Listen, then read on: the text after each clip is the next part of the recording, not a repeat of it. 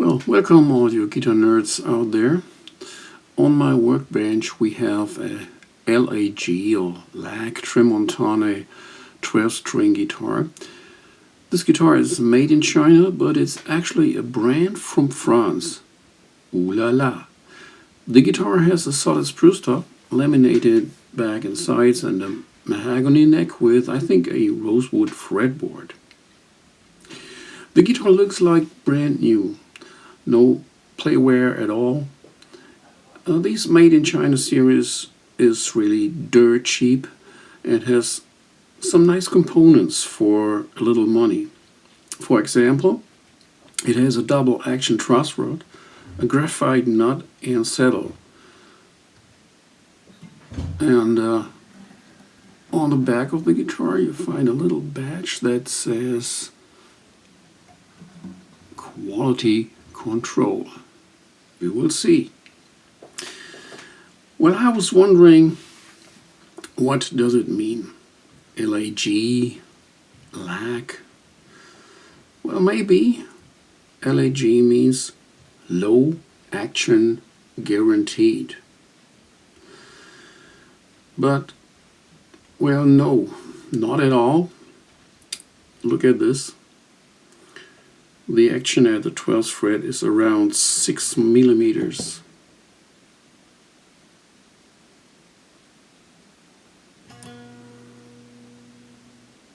Merde.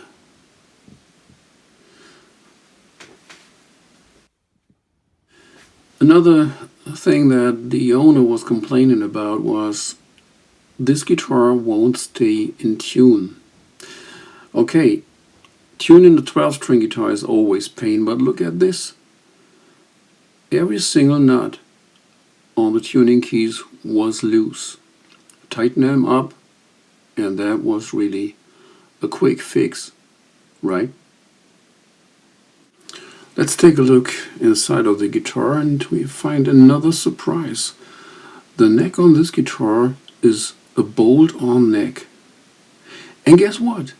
Yes, you're right, these bolts were loose too. Tightening the neck bolts brought the neck back into the right position.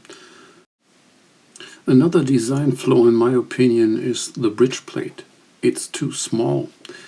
It ends right underneath the saddle and this is a weak point. It acts like a hinge, so as you can see the bridge pulls forward and we have a nice belly behind the bridge. So the next thing I will do is strengthen the guitar top with a bridge plate extension. Here I'm making a clamping device for the bridge plate extension. It's just a rough cut just to help me keeping the bridge plate extension in place.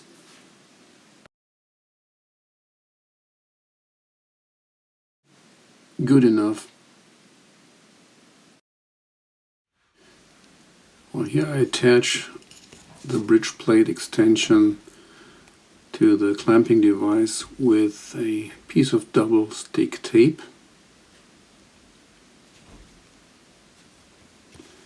I can remove it later when it's glued in place.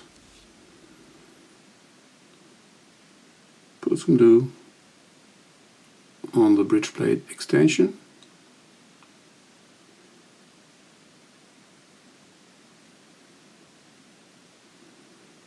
And the last step, clamp it in place.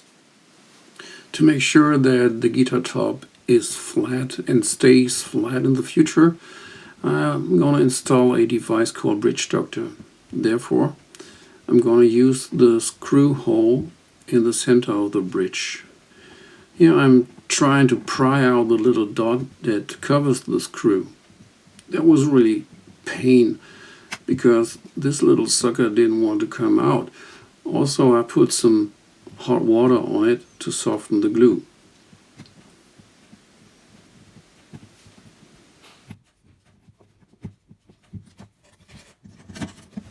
But finally, this little sucker came out, and I have to make sure not to lose this little thing. Now it's time to remove the screw from the bridge, and after that we can start the next project, the installation of the bridge doctor device. Well, here's a picture of the bridge doctor device that you find in many Breedlove guitars. The rod that touches the end block is under tension, so the wooden block pushes up the bridge, lowers the belly in the guitar top, and keeps everything in place. Here is my homemade bridge doctor. If you want to make one on your own, you can find the dimensions of the bridge doctor on Stuart McDonald's website, or you can order one at Stuart McDonald's. But before I install the bridge doctor, I put this little jar with a wet sponge inside the guitar. I close the sound hole with a rag and leave the guitar in the guitar case overnight. That will humidify the wood and it will give it more flexibility. Here's the bridge doctor in place, and you can also see the bridge plate extension that I installed. The little wood dot has to go back in its hole to cover the screw that holds the bridge doctor.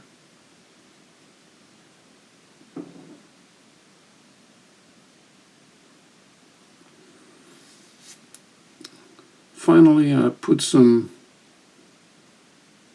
super glue on this little dot and add some ebony dust, rosewood dust to it to fill the gaps. And after chiseling and sanding it, it will be almost invisible. Here's another cheap trick. Sand a ramp to the bridge pins. The end balls of the strings will slide in place easier when you do this.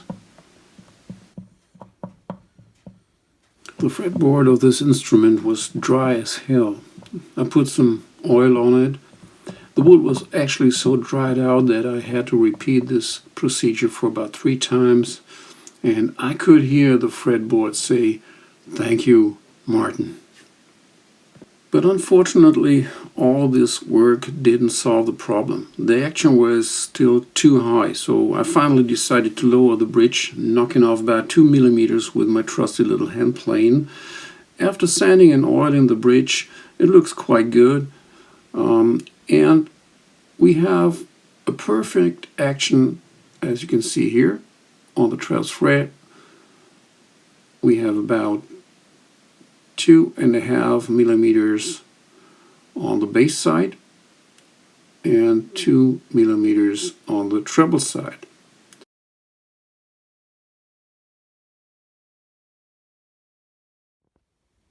After hours of work, the final question is, was this guitar worth it? We had loose bolts and nuts.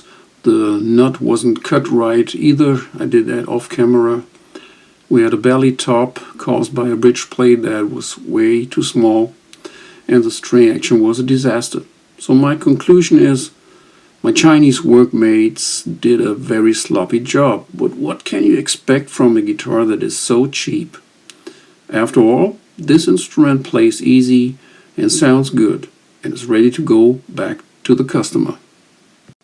Let's see how this jewel sounds like.